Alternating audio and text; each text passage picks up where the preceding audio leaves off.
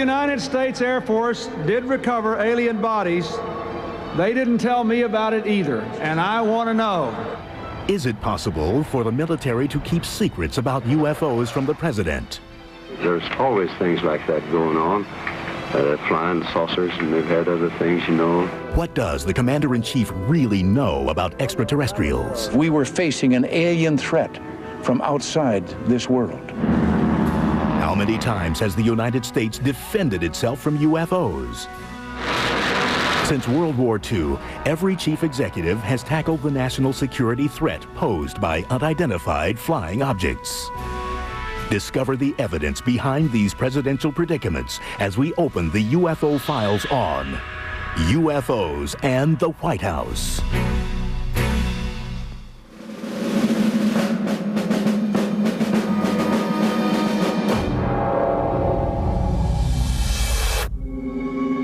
It's the early morning hours of February 25th, 1942, just 2 months after the attack on Pearl Harbor. All is quiet at the White House while President Franklin Delano Roosevelt sleeps. But 3,000 miles away, the west coast border of the United States is encroached by an enemy, an unidentified flying enemy. Chaos erupts with a blip on a radar screen.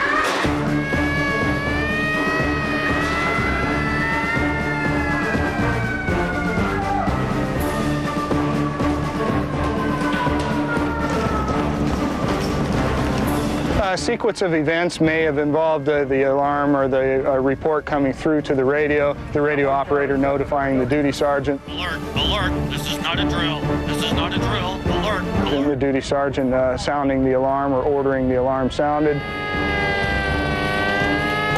From that point on, it would have been somewhat pandemonium at the beginning, of course, the initial shock, but then, of course, the troops were very professional and immediately went to their task and went to the assigned positions. The people operating the searchlights would have manned the lights, people operating the guns, manned the guns, ready to take on the enemy. Within minutes, the dark Southern California coast is riddled with beams of light and streaks of anti-aircraft fire. Fire! Fire! Fire! Fire! Perhaps a conservative estimate is maybe about 2,000 rounds fired that night, which would have been a very loud night for a town used to peacetime.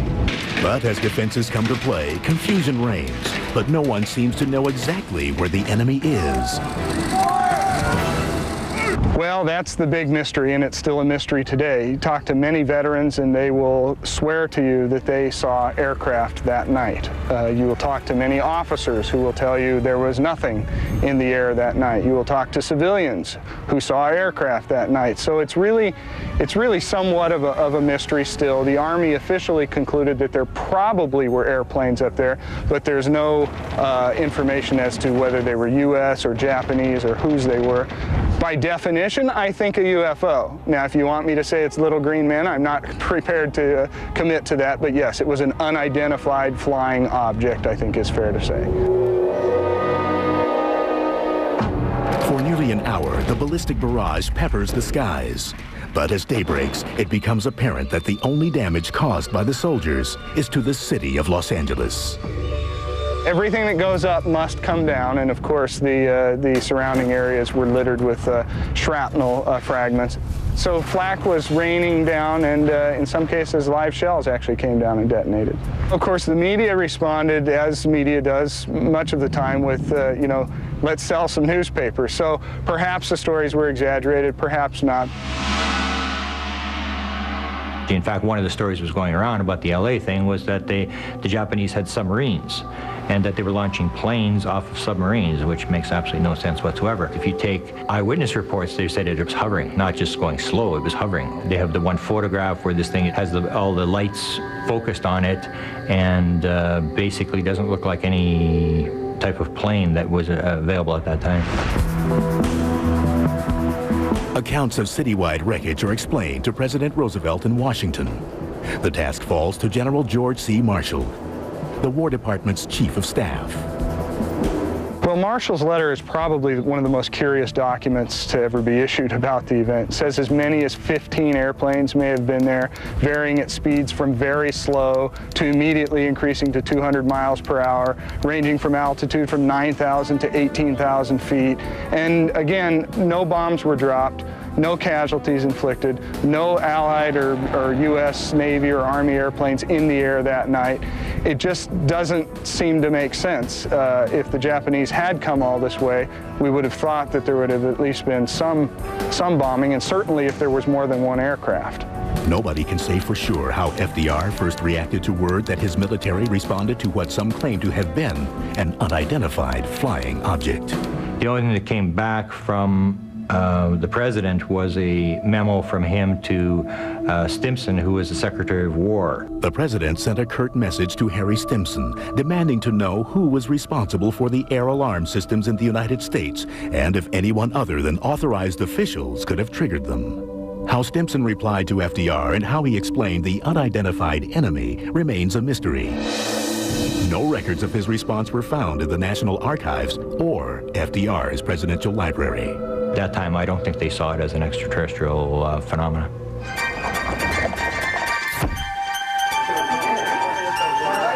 And I believe in 1942 it would have been a curiosity type item. The Axis powers will control the continents. I think President Roosevelt was so caught up with the war effort and his failing health that UFOs didn't rank high in his list of concerns.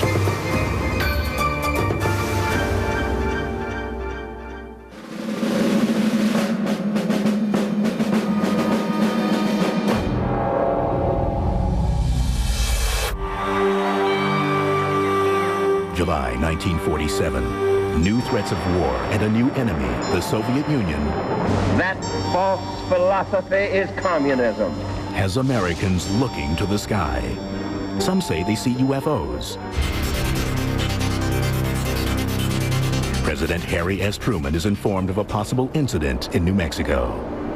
Suddenly Roswell occurs, they have a press leak, it started getting picked up all over the country. I see him as the first president to actually deal with the UFO issue in a public sense. And Truman was the man on the spot when this stuff hit big time. Truman is an absolute critical key in looking at the entire UFO phenomenon in the early years. We know that these presidents were being briefed orally, if nothing else, on the topic of flying saucers. Now, this is not something that you're going to read in Harry Truman's memoirs, and it's not something that you're going to read about in an academic treatment of the Truman administration, and yet we know absolutely that it happened. How do we know this? We know it from the man who gave Truman his briefings, and that was General Robert Landry, who was a colonel at the time in the Air Force. President Truman rewarded Landry, his personal pilot, for his exemplary service by appointing him as his Air Force aide on UFOs to consult with the CIA on the subject. And that he was told to report to the president orally and brief him orally every 3 months on the subject in UFOs, which he said he did up until the president left office. By my estimation, that could be as many as 18 briefings. Wouldn't you love to be a fly on the wall of some of those conversations? It's done orally. We don't want records. If you don't want it on the front page of the New York Times, don't put it in a file, that kind of idea. But an incident said to have occurred in the nation's capital was impossible to ignore. 1952 is just, again, one of these very significant years in UFO history. A massive wave of very high-quality sightings by military and civilians all across the U.S., culminating in successive weekends in July of 1952 of UFOs over the Capitol. It was like invasion type stuff. Things would disappear, the fighter jets would go back, the things would reappear, and it showed that the government was very sort of out of control. They couldn't control it. It was such a big thing that the press made it the front page. It was the front page of the New York Times. Truman took the subject head on. So there was less hesitation on the part of public leaders to talk about flying saucers. Harry Truman did so in the 1950s during one press conference. To the Joint Chiefs of Staff, talk to you or concern you about the unknown and the unidentified flying object? Oh, yes, we discussed it at every conference that we had with the military, and they never were able to make me a concrete report on. Do you have anything on the subject, sir? No, I haven't anything on the subject, and there's always things like that going on. Flying saucers, and they've had other things, you know.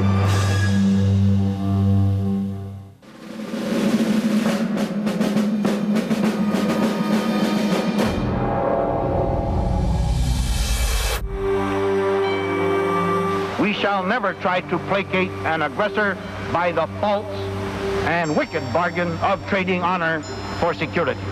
While Truman addressed the subject publicly, he was never said to have a close encounter himself. However, Dwight Eisenhower, according to ufologists, experienced a sighting in the early 1950s. And the story was that he was off the British coast, 1952, and that this object, a bluish-type object, appeared off the side of the ship. I think it occurred for about 10 minutes. Eisenhower and the admiral on the ship had come out onto the deck, and Eisenhower was in PJs. He stood there and watched this thing, and that Eisenhower basically said, well, I better go look into this. I wouldn't mention it right now, and went in, and the fellow who reported it said he never heard anything more about it again. During Eisenhower's term, UFOs became part of America's pop culture through movies and TV shows. But the White House may have had more than a movie script to read. Eisenhower was on the job when UFO secrecy really started to formulate in a systematic way. It was under Eisenhower's administration that even within the military, the UFO topic was becoming much more restricted. There were perhaps off-the-cuff remarks from people close to the White House. In May 1954, during a speech in Amarillo, Texas, General Nathan Twining, Eisenhower's Air Force Chief of Staff, made a surprising statement. He said, and if they come from Mars and they're this advanced, I don't think we have anything to worry about. When we return, does the Commander-in-Chief's access to military files about UFOs depend on his political party affiliation?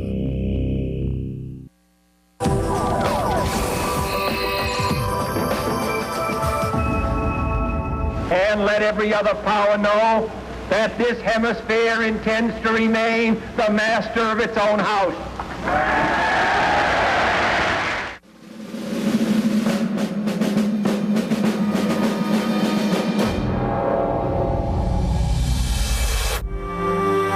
1963, President John F. Kennedy was boating near his Hyannisport home. So there's a reported, an alleged sighting that he was sailing off Cape Cod, that an object, silver object, whatever it was, 60 feet across, something like that, came down, and everybody saw the object, and Kennedy basically said, let's not tell anybody about this. Hard to substantiate the story. It's something which you can either believe or disbelieve. JFK's knowledge on UFOs is hard to gauge. His tragically short term in office left few UFO records in his presidential library. Kennedy is a great mystery with the UFO topic because there's reason to believe that Kennedy had some real information on UFOs. He was concerned about avoiding a war. To regard any nuclear missile launched from Cuba against any nation in the Western Hemisphere. Remember the Cuban Missile Crisis and all this kind of thing. This will produce the greatest crisis which the world has faced in its history. Well aware that saucers might cause us to start a war or the Russians to start a war, but I think he would have been very diplomatic about making sure that we didn't go shooting down flying saucers, for example.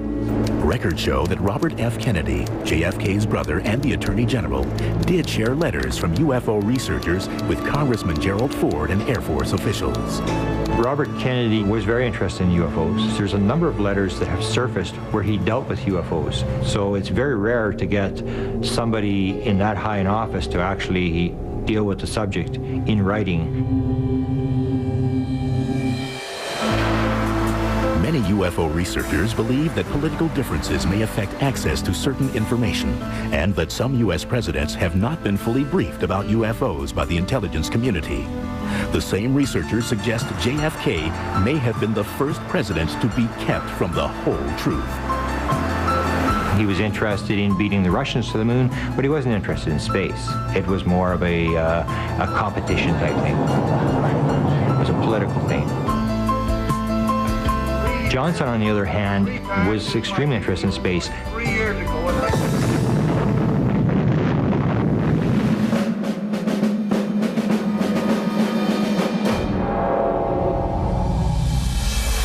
against such force, the combined destructive power of every battle ever fought by man is like a firecracker thrown against the sun. Lyndon Baines Johnson first served in the White House as President John Kennedy's vice president. In September 1961, he responded to a letter from a UFO researcher regarding extraterrestrial visitation. Johnson replied to the letter and said to him, rather than going to the Air Force, he told him to go to the executive secretary at NASA. And it was very strange that he go to NASA, not the Air Force, and very strange that the vice president would be answering UFO mail. During LBJ's term, military officials were said to have investigated an alleged UFO crash near Kecksburg, Pennsylvania. The events of Thursday, December 9th, 1965 remain an important chapter in the history of UFOs and the White House. There was a recovery team. NASA was identified as being there. Air Force was identified as being there. The object was moved away, and end of story. They said it was a meteorite. That was the official explanation. What I do in a lot of my presidential research is I take major UFO events. I go to the White House records, and then I start looking at who was there. Where was the president? Where was the Secretary of Defense? So anyway, I went to the Johnson Library, and I started looking at where was the president. He was at the ranch in Austin, Texas. The next morning, all the right people seemed to appear at the ranch. For example, James Webb, the head of NASA, flew into the presidential ranch the next morning. The governor of the state of Pennsylvania was there. All the Joint Chiefs of Staff, the entire Joint Chiefs of Staff, and they have photographs there of them arrived at the ranch. Now, the way they describe the meeting with the Joint Chiefs of Staff is a Vietnam War meeting. So even though there's nothing that you can actually nail down, the president had got pictures of the craft or whatever you want as proof, it did show some circumstantial evidence that something was happening around the president the morning after the crash.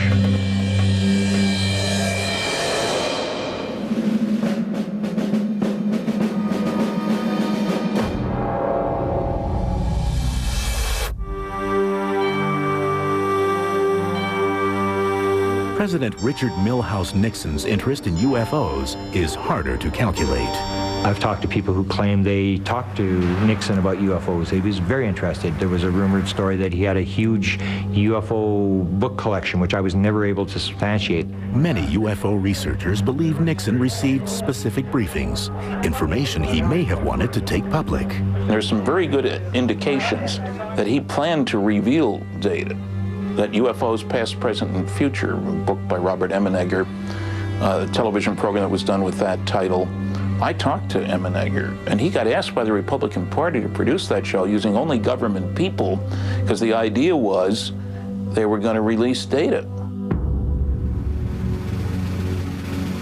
Bob Emenegger was an advertising executive and television producer who happened to know an important man inside the Nixon White House. Bob Haldeman was someone I knew from UCLA Beta House, which is a fraternity. Then, as you know, he went on to be chief of staff under Nixon. In the mid-1970s, Emenegger and his partner researched military stories for their TV production at Norton Air Force Base's film archives.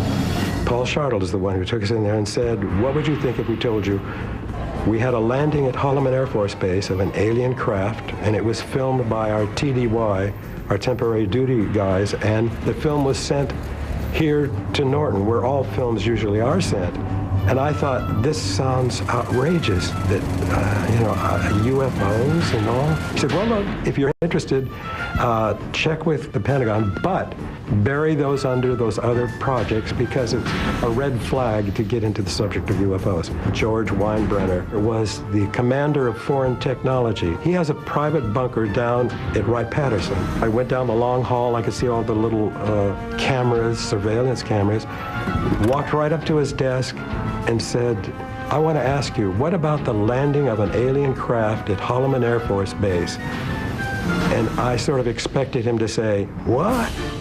The what? He didn't. So he reached up, pulled out a book, handed it to me. So I opened the book up and it said, to my friend, Colonel George Weinbrenner, signed Dr. Alan Hynek, and the book was all on UFOs. Well, Hynek was the scientific advisor to the Air Force at that time on UFOs. Perplexed, Emenegger contacted his friend and Nixon's chief of staff, Bob Haldeman. He was at the White House, and I asked if he had heard anything about the landing at Holloman Air Force Base, and he said, well, I heard something, but I don't know. Whether the president knew, I have no idea. While Emenegger never obtained the Holloman film for the 1974 nationally broadcast program, his first-hand experience provides researchers insight on what American presidents may have known about UFOs. A friend of mine helping me out talked to two ex-presidents. They both confirmed that they had been shown the Holloman Air Force Base film.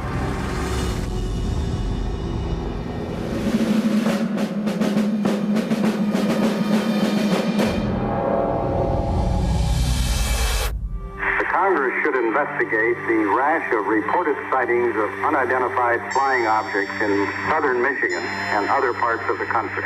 Gerald R. Ford had shown interest in the UFO subject as a congressman due to sightings by people in his district during the 1960s. What a lot of people don't realize is that the primary function of a congressman is to serve his constituents. So Jerry, out of service to his constituents, saw to it that there would be a hearing. So Gerald Ford went to the bat for the people who wanted an answer. And he made a lot of very, very strong statements saying that he wanted a congressional investigation. On April 5th, 1966, the House Armed Services Committee held public hearings on the subject of unidentified flying objects. Air Force Secretary Harold Brown concluded, we have not been hiding anything. The investigations have been made public. The hearing this morning was public for just that reason. It's unknown whether the hearings actually had an impact on Ford's view of UFOs after becoming president. But many researchers maintain Ford selected advisors who showed an understanding of the potential threat posed by UFOs. He had some advisors who, at the time, may not have been all that important. There was Dick Cheney and Donald Rumsfeld. Had George Bush Sr. as his CIA director, had some people who he could trust and who could trust him. After leaving the White House, Ford replied to a letter from a former Air Force intelligence officer who researched UFOs. During my public career in Congress as Vice President and President, I made various requests for information on UFOs. The official authorities always denied the UFO allegations. As President, Ford said nothing on this topic. So you can either think someone got to him or he just lost interest, but I think more likely he decided it wasn't politically prudent to discuss this matter. Coming up, some presidents put all politics aside once they had their own UFO encounters.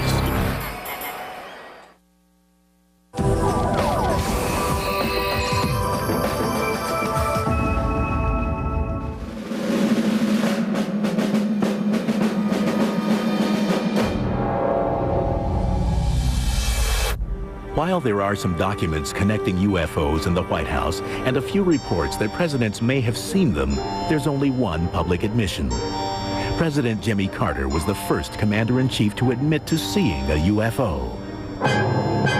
Carter was known as UFO president because he actually talked about his sighting. A UFO group had contacted him, wrote him a letter and said, could you fill out our sighting report?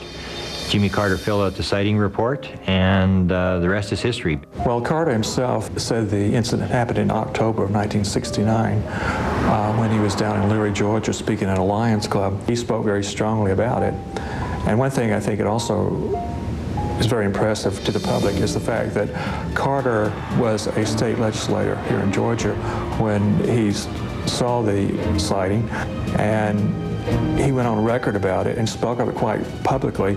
And even becoming governor and then later becoming president, he's never waffled on it. He's always been quite upfront about it. Yes, I saw something, and no, it was not. I could not identify it.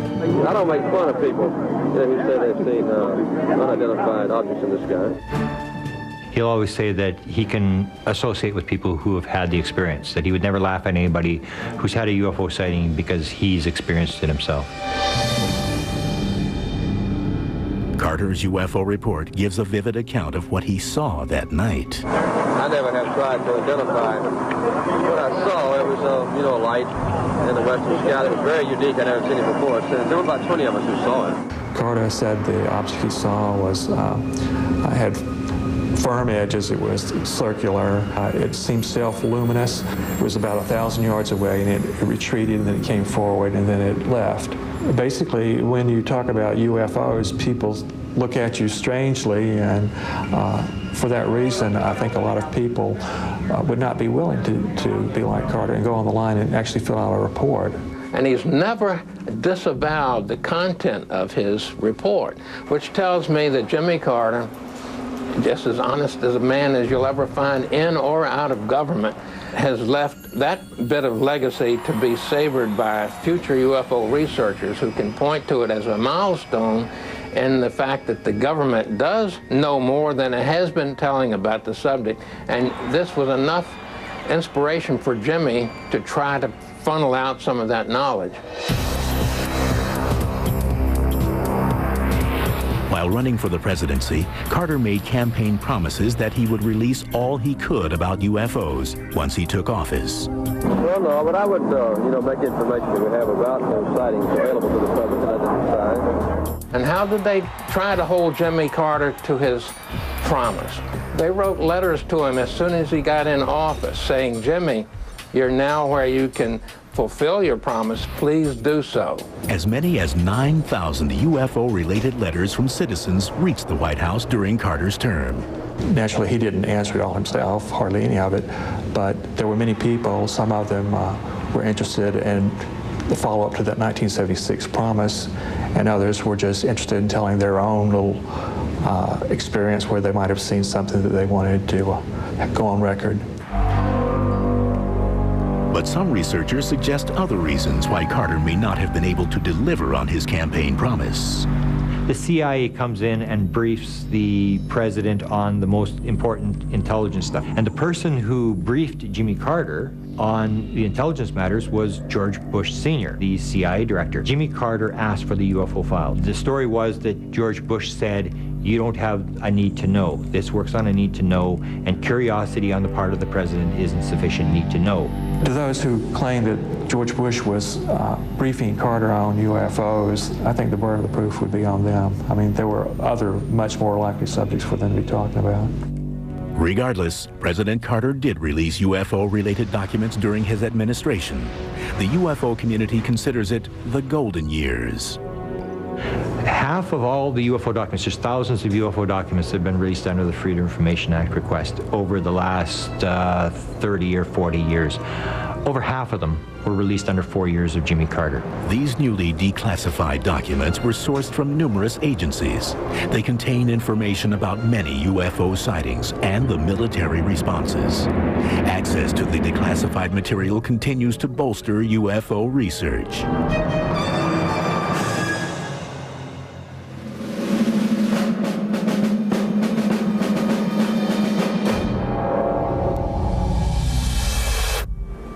We must act today in order to preserve tomorrow. And let there be no misunderstanding. We are going to begin to act.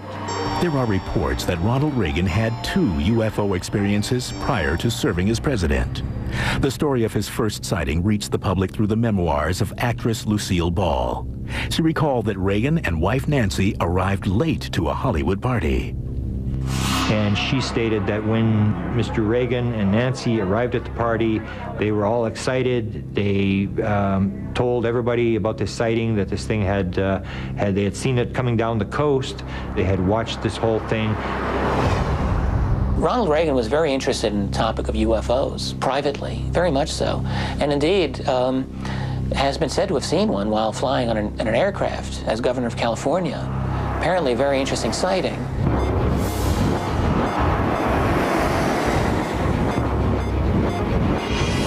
Allegedly, Reagan saw a white light zigzagging alongside his aircraft. He stepped into the cockpit and told the pilot to follow it. His pilot had 30,000 hours as a pilot, which is an incredible number. And the whole plane load of them saw this thing. They reportedly chased the mysterious light for several minutes until it shot skyward out of sight. Could these alleged sightings have fueled Reagan's repeated references to UFOs and alien life during his presidency? February 11th, 1988, in a speech called Remarks at the Annual Conservative Political Action Conference Dinner, Reagan said, "Our unshakable, root-deep, all-encompassing skepticism about the capital city's answer to the UFO, that bizarre, ever-tottering but ever-flickering saucer in the sky called the prevailing Washington wisdom." A presidential speech is a very complex thing. It has many drafts. It has people who proof every word as to whether every word is accurate in their figures, facts. It's a very long and involved process. There's up to 25 agencies who have to sign off, State Department. Everybody gets to put their little 2 cents in, what they want taken out. So I started checking the speeches, and I went through every Ronald Reagan speech that had this alien invasion. Reagan asked his speechwriters to address the alien UFO subject. He believed that if we were invaded by people from another planet, that the world would come together, the world would unite. He called it his fantasy. One of the more compelling exchanges was between speechwriter Rhett Dawson, who sought to keep the fantasy out of Reagan's speeches and away from the commander-in-chief. The discussion preceded President Reagan's address to the 1987 UN General Assembly. There's a memo that comes from the speechwriter that says, "Mr. Reagan, this is your speech, and go over it and let me know." And he noticed that this particular item about the alien invasion had been removed. The president responded with a handwritten demand scribbled on the memo. And on the bottom, in Reagan's handwriting, Reagan says, "There's too much anti-Soviet stuff in here. I want you back away from this. And, oh, by the way, could you put my fantasy back in, how the world would unite if faced with creatures from another planet?" And he used the word creatures. Clearly grasping the president's determination, Dawson rewrote the speech, and during the 42nd General Assembly of the United Nations on September 21st, 1987, Reagan said, "Our differences worldwide would vanish if we were facing an alien threat from outside this world. And yet, I ask you, is not an alien force already among us?"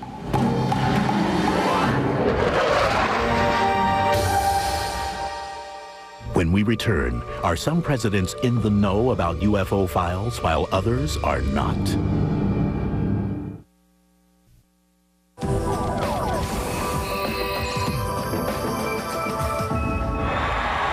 And the reason is simple.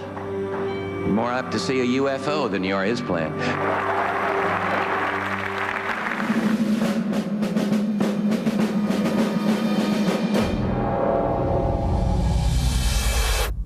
UFO researchers insist that George Herbert Bush is the key to present-day UFO knowledge.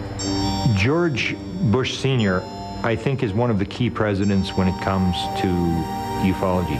He's a very important president because he has always been believed by a lot of researchers to be a guy who knows what's going on. He was former CIA director under President Ford.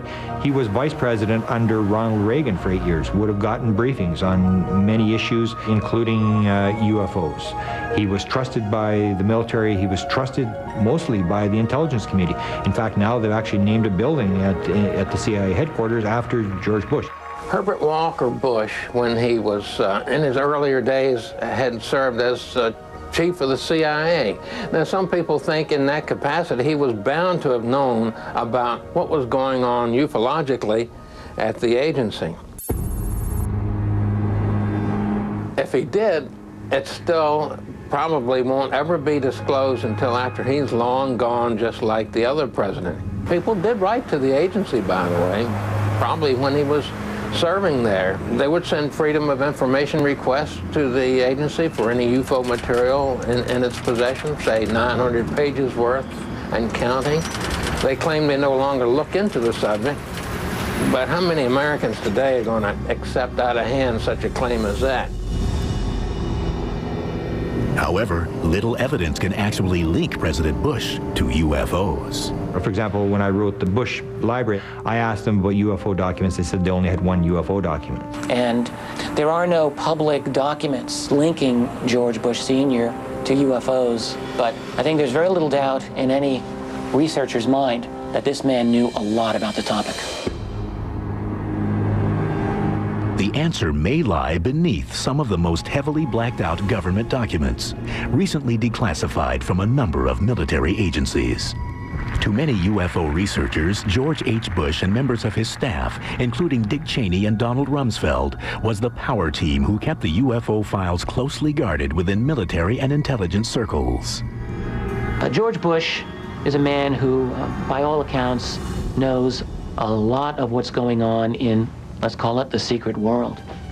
That is the world behind the presidency, the world of real power and wealth. He's a guy that behind the scenes, he's got a lot of oil money, all the right connections, and if you want to know what's going on, George Bush will know what's going on. He's the guy.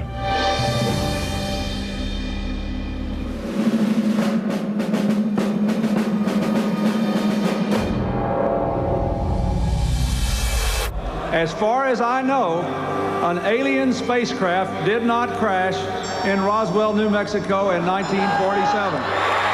William Jefferson Clinton's presidential archives contain extensive records pertaining to UFOs, from Roswell to alleged close encounters. I would say that if UFOs are cards, Clinton is the royal flush. I mean, Clinton was into UFOs big time. The Clintons have said that the library in Little Rock has got a lot of windows, it's got a lot of glass, because they wanted to show that it was an open administration. It's just a gold mine for a researcher. I think Clinton, on the one hand, did more than any other president to get classified material declassified.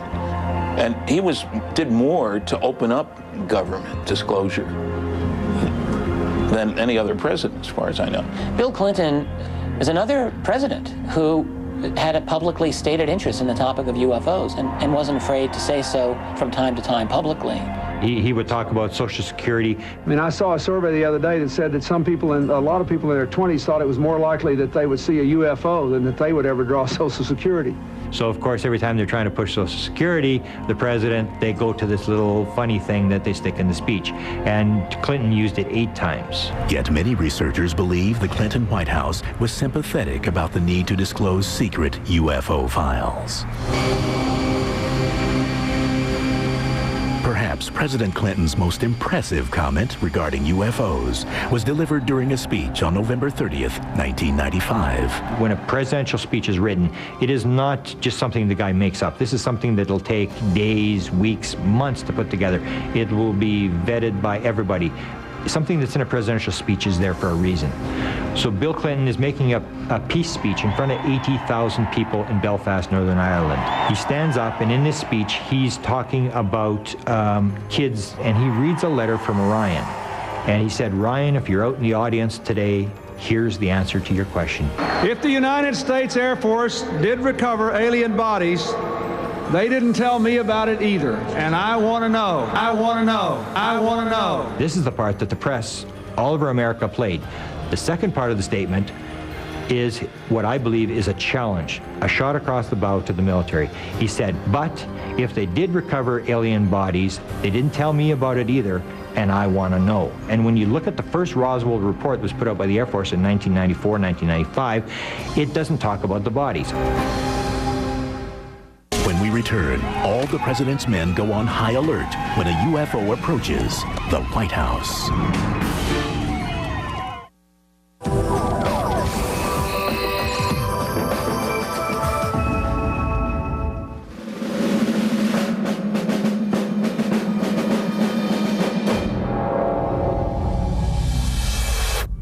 That's good. How are you? Good to see you, sir. If you're elected president, will you finally trust the people enough to tell them about UFOs, what the story is? Half the public believes that they are real. Would you finally tell us what the hell's going on? Sure, I will. According to some UFO researchers, George Walker Bush, the 43rd President of the United States, has reconstituted his father's powerful White House staff, partially to maintain a grip on UFO secrecy. Two big ones, Cheney, Rumsfeld, people that have always been considered by ufology to be people who have the right connections, who probably are in the know. Regarding the administration of George W. Bush, it's unclear how much this man knows about the topic of UFOs. There are many who argue that the Vice President, Dick Cheney, is the man on the spot here in relation to this matter.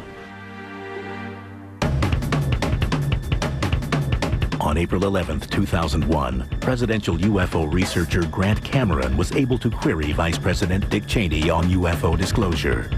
Cameron knew he'd have to ask pertinent questions. Have you seen a UFO? Who cares?